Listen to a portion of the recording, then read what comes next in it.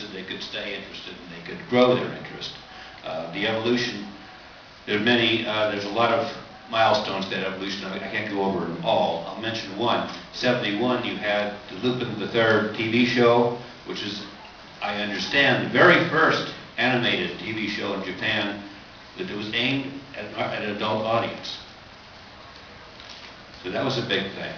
There were some big movies that came out in the mid-80s, like the Macross movie and Nausicaa.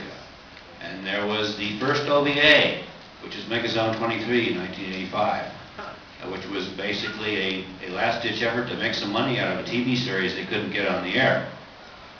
And it was a big success, and the OVA channel became a fact.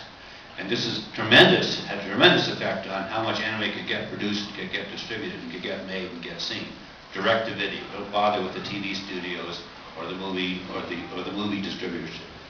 So that was huge. It was a delayed effect, but it was huge. So what was going on in America, and why were Americans becoming interested? Again, there's multiple answers. I certainly don't have all of them. One answer is you had a lot of Americans in the military in the Far East. For example, let's see, what was my first example? I went to Japanamerica 91, which was in San Jose. And there was a hotel room a couple doors down from me, occupied by a bunch of Marines who were stationed in Okinawa. And they had a bunch of computers and video equipment in their room. They were recording. Japanamerica 91, they were sending out anime, including fan-subbed anime, over the hotel's closed circuit TV network, so you could record it, which was very nice. I personally recorded about 60 hours that weekend. I didn't get much sleep. Yeah, I brought 10 8-hour VHS tapes with me. That's devotion. Anyway, but these Marines were way ahead of me. They could record off all 3 channels simultaneously, and they had Amiga computers, so they could. And they were doing, not necessarily doing much of it there in the hotel, but they were doing fan subs. They were themselves doing fan subs. They had gotten interested in anime while in Okinawa. That's one thing. Another person I'm going to mention is my friend Joe. Joe was in the Air Force. He was stationed for quite a while in the Philippines. One of his buddies who had gone to Japan said, "You've got to come see this stuff." And he went to Japan in '86, visited Japan on leave, and saw a movie. I'm afraid I don't remember exactly what movie he told me he saw. It was an anime movie. I think it may have been a re-release of the Macross movie, but I'm not certain.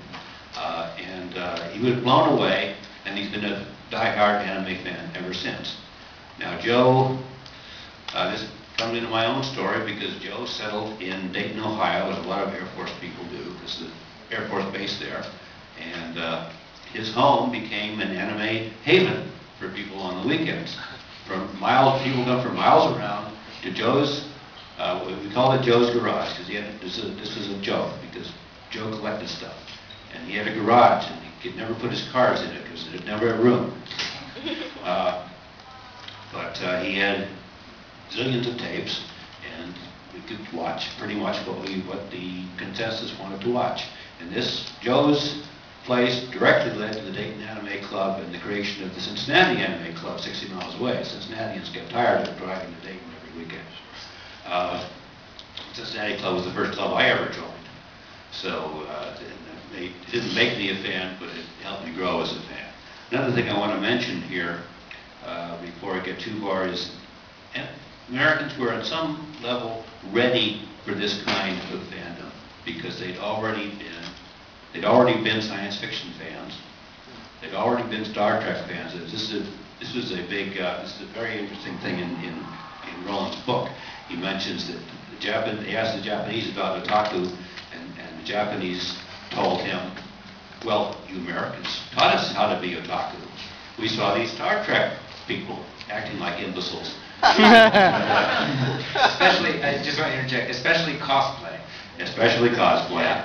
Yes. This guy said cosplay came from you guys. Are you kidding? Yes.